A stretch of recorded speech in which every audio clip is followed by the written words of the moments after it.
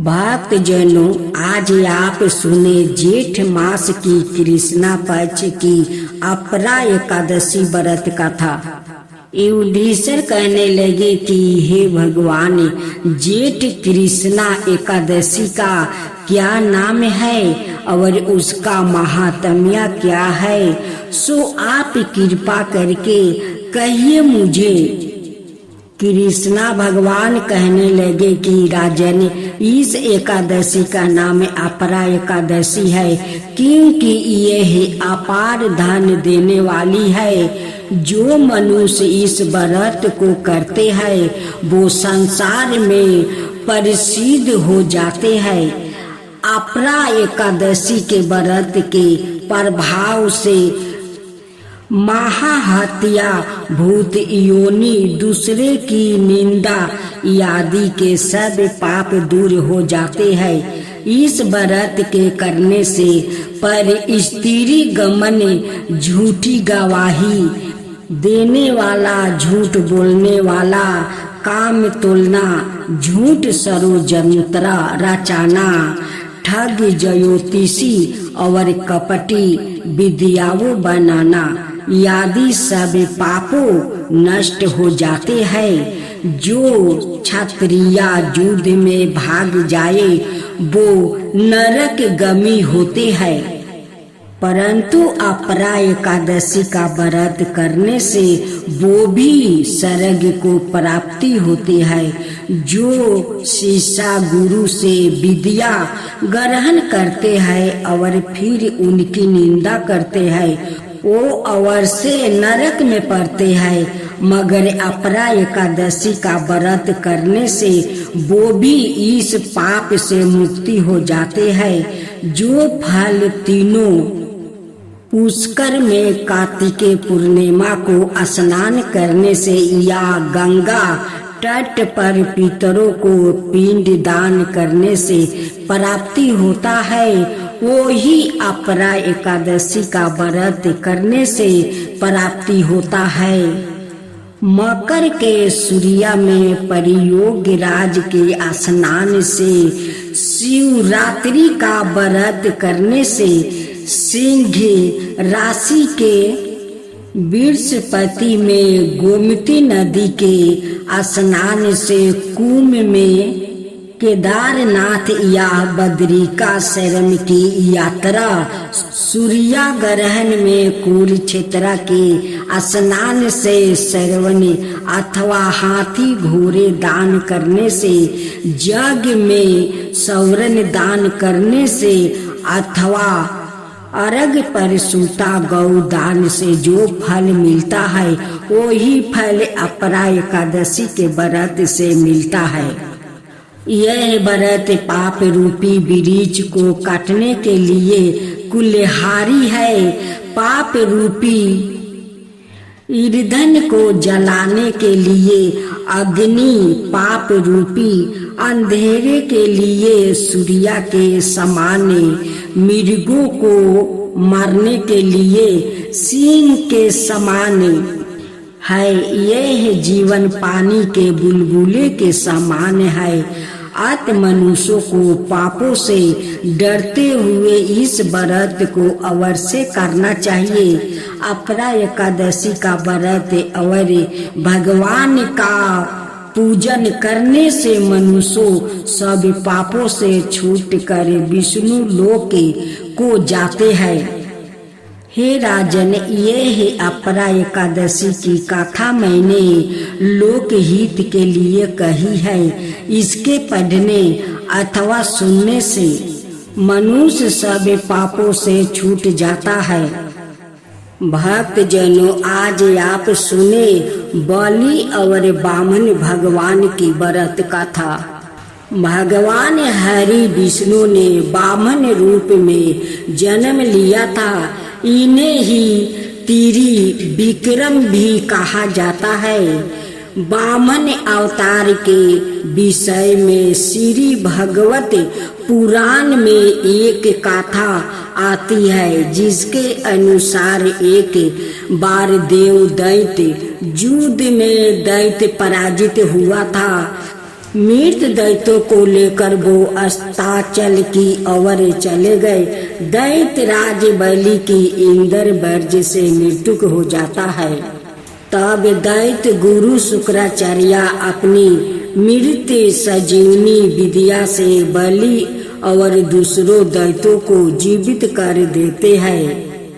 राजा बलि के लिए शुक्राचार्य एक यज्ञ का आयोजन करते हैं और अग्नि से दिव्या बाण और अवैध कवच पाते हैं और असुरों सेना अमरावती पर आक्रमण कर देती है। असुरों सेना को आते देख कर देवराज इंद्र समझ जाते हैं कि इस बार वो असुरों को सामना नहीं कर पाएंगे और इसलिए देवता भाग जाते हैं। स्वर्ग दैत्यों की राजधानी बन जाता है। तब शुक्राचार्य राजा बलि के अमरावती पर अचल राज्य के लिए 100 अश्वमेध यज्ञ का आयोजन करवाते हैं। इंद्र को राजा बलि की इच्छा का ज्ञान होता है कि राजा बलि के 100 यज्ञ पूरे होने पर फिर उनको स्वर्ग से कोई नहीं निकाल सकता है। इसलिए इंद्र भगवान विष्णु की शरण में जाते हैं और भगवान विष्णु इंद्र को सहायता करने का आश्वासन देते हैं। तब भगवान विष्णु वामन रूप में अतिथि के गर्भ से उत्पन्न होने का वचन देते हैं। इधर कश्यप जी के कहने पर माता अदिति परियो व्रत का अनुष्ठान करती है जो कि पुत्र प्राप्ति के लिए होता है। तब भद्रपद मास की शुक्ला पक्ष की द्वादशी के दिन प्रभु माता अदिति के गर्भ से प्रकट हो अवतार लेते हैं और ब्रह्मचारी ब्राह्मण का रूप धारण करते हैं। महर्षि कश्यप ऋषियों के साथ उनका उपवन संस्कार करते हैं। वामन बटुका को महर्षि पुलिक यज्ञोपवीत अगस्त्य ने मृग चमर मरचिन ने पलाश दंड सूर्या ने छत्र बिरगु ने खराऊ सरस्वती ने रुद्राक्ष माला और कुबेर ने भिक्षा पात्र दिया। तत्पश्चात भगवान वामन पिता की आज्ञा लेकर बलि के पास जाते हैं। उस समय राजा बलि नर्मदा नदी के उत्तर तट पर अंतिम यज्ञ कर रहे थे। होते हैं वामन अवतारी श्री विष्णु राजा बलि के पास पहुंच जाते हैं। राजा बलि वामन को देख कर पूछते हैं कि आप कौन है। तब वामन उत्तर देते हैं कि हम ब्राह्मण हैं। बलि फिर प्रश्न करते हैं तुम्हारा कहाँ आवास रहा है। यह संपूर्ण ब्रह्म दृष्टि वही हमारा निवास है। वामन उत्तर देते हैं। यह सुनकर राजा बलि ने सोचा कि जैसे सब लोग दृष्टि में रहते हैं वैसे ही यह ब्राह्मण भी रहता है। फिर बलि पूछते हैं कि तुम्हारा नाथ कौन है। हम सबके नाथ है, हमारा कोई नाथ नहीं है। वामन उत्तर देते हैं। राजा सोचते हैं कि हो सकता है कि इनके माता पिता की मृत्यु हो गई हो। तब राजा फिर से प्रश्न करते हैं तुम्हारे पिता कौन है। वामन उत्तर देता है कि पिता का स्मरण नहीं करते अथवा हमारे कोई पिता नहीं है, हम ही सबके पिता है। बलि पूछते हैं कि तुम मुझसे क्या चाहते हो। वामन उनसे भिक्षा मांगते हैं। 3 पग धरती बलि को अवश्य होता है। बामन की 3 पग धरती तो बहुत थोड़ी होती है। वो कहते हैं यह तो बहुत थोड़ी है। बामन कहते हैं कि इतने से हम तीनों लोक की भावना करते हैं, अर्थात हम 3 पग में ही त्रिलोक की नाप लेंगे। बलि के गुरु शुक्राचार्य बलि को वचन देने से रोकते हैं, फिर भी बलि नहीं मानते हैं। बामन 1 पग में सभी लोग और दूसरे में पूरी धरती नाप लेते हैं। अब तीसरा पग रखने का स्थान नहीं रह जाता है। बलि के समक्ष संकट उत्पन्न हो जाता है कि वो अपना वचन कैसे निभाए। तब वो अपना सिर आगे कर देता है। भगवान ठीक वैसा ही करते हैं और बलि को सूतल लोक में रहने का आदेश देते हैं। बलि सहर्ष भगवान की आज्ञा का पालन करते हैं। इससे प्रसन्न होकर विष्णु बलि से वरदान मांगने के लिए कहते हैं। इस पर राजा बलि 3 रात भगवान को अपने पास दिव्या लोक में रहने का वर मांगते हैं और भगवान विष्णु अपना वचन पालन करते हैं। राजा बलि का द्वारपाल बनना स्वीकार करते हैं, जिन्हें फिर बाद में देवी लक्ष्मी राजा बलि से वर मांग कर मुक्त करवा देती है। एकादशी देवी की कथा। एकादशी माता की जय हो। एकादशी माता की जय हो। मूर नाम का एक दैत्य था। रावण और कंस की तरह वो भी 12 आतंक मचाता था। शरद में देवों सहित सभी को पीड़ा देता था। सभी लोग उसे रक्षा मांगकर श्री मन नारायण के शरण में गए। भगवान ने कहा, मैं उसे संभालता हूँ, चिंता मत करो। भगवान मूर के साथ युद्ध करने लगे, लेकिन अपनी सारी शारीरिक शक्ति लगाकर भी भगवान कुछ नहीं कर सके। भगवान को युद्ध के मैदान से पलायन करना पड़ा। वो हिमालय की एक गुफा में छिप गया। मूर भी उनका पीछा करते हुए वहां पहुंच गया। भगवान ने ध्यान करना शुरू किया और उनके मन से एक शक्ति उत्पन्न की। उनकी मानसिक शक्ति, इस शक्ति ने बाहर आकर मूर को अपनी तलवार से मार डाला। हम जानते थे कि शरीर में 10 इंद्रियां है, 5 ज्ञानेंद्रियां और 5 कर्मेंद्रियां, 11वीं इंद्रिया है। मन संस्कृत में एकादशी का अर्थ है 11। चौकी यह देवी उनके मन भगवान की 11वीं इंद्रिया से निकली थी, इसलिए भगवान ने उन्हें एकादशी के नाम से पुकारा। एकादशी माता की उत्पत्ति का दिन उनके नाम से ही जाने लगा। माता एकादशी के अंतिम चरण के दौरान उत्पन्न हुई थी, इसे जयंती कहते हैं। और उन्होंने द्वादशी के पहले चरण के दौरान दैत्य को मार डाला था, इसे स्मृति कहते हैं। भक्त जनों, आज आप सुने यमराज की व्रत कथा। यमराज की जय हो। यमराज की जय हो। भद्रा देश में अश्वापति नाम के एक राजा राज करते थे। उनके एक लड़की थी। लड़की बड़ी सुंदर थी और गुणवंती थी। राजा अपनी बेटी को खूब प्यार करते थे। सावित्री अपने पिता की एकलौती लड़की थी। कुछ समय बाद सावित्री बड़ी हो गई। राजा इसका विवाह करना चाहते थे। उन्हें कोई योग वर नहीं मिला।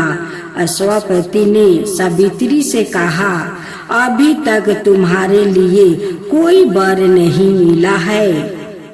बेटी, अब तुम खुद जाकर अपना वर ढूंढो।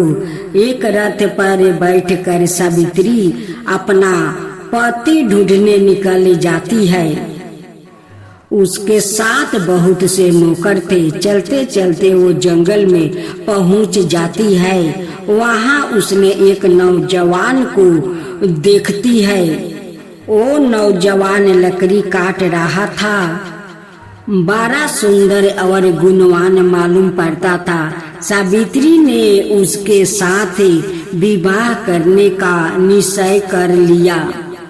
उसने अपने नौकरों को लकड़हारा की खबर लेने के लिए भेजा।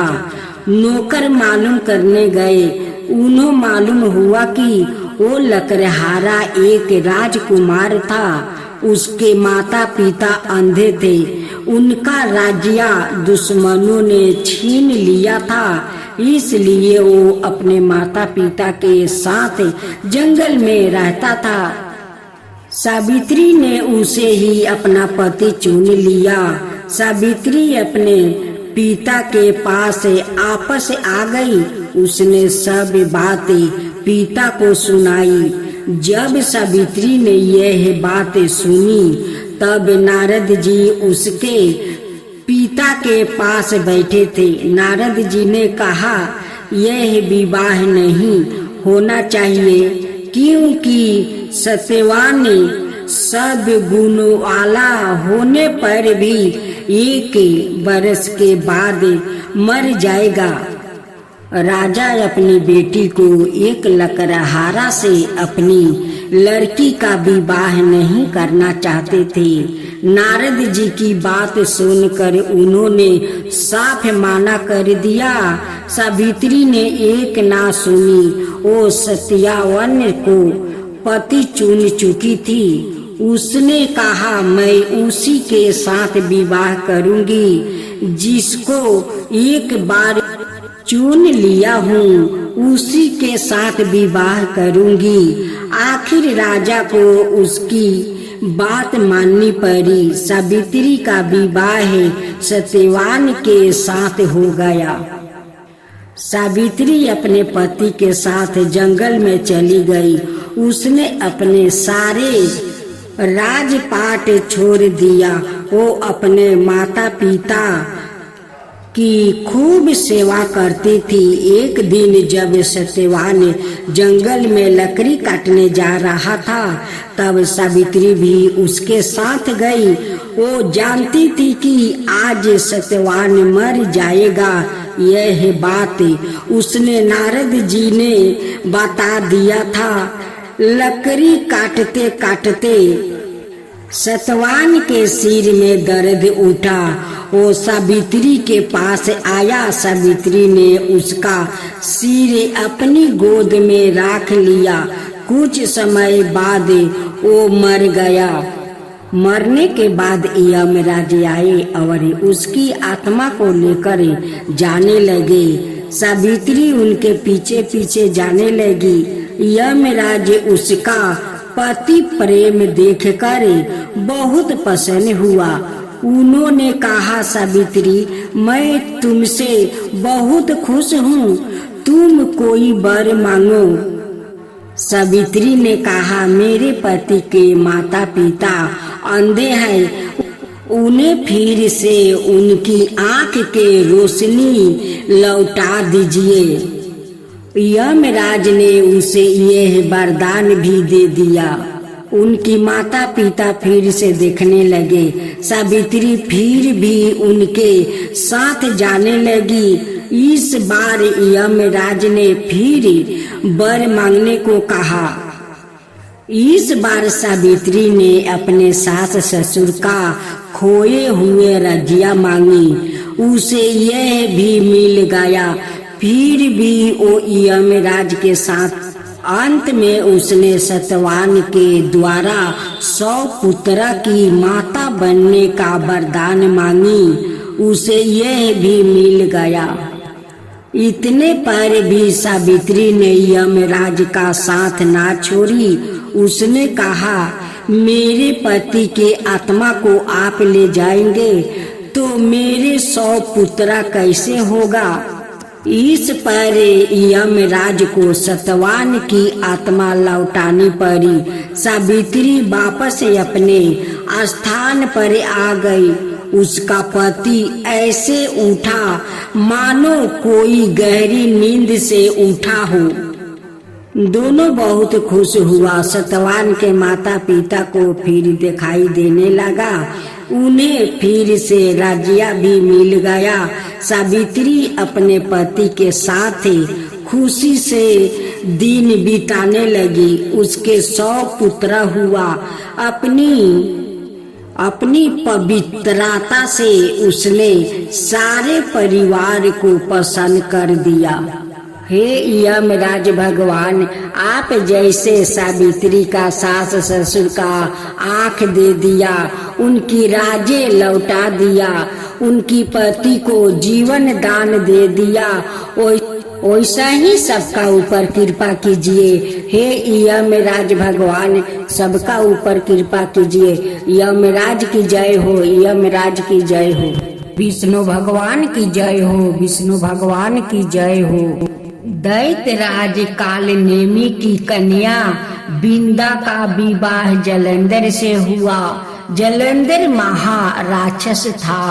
अपनी साता के मध्य में चूर हो गया था। उसने माता लक्ष्मी को पाने की कामना से युद्ध किया, परंतु समुद्र से ही उत्पन्न होने के कारण माता लक्ष्मी ने उसे अपना भाई के रूप में स्वीकार किया।